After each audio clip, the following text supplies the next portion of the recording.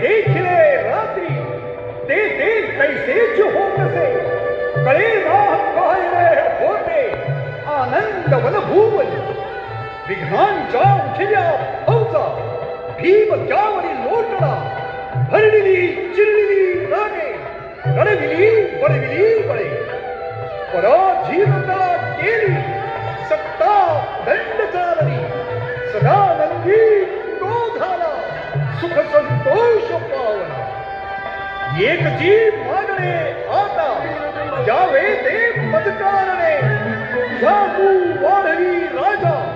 शीघ्र महासी देखता शीघ्र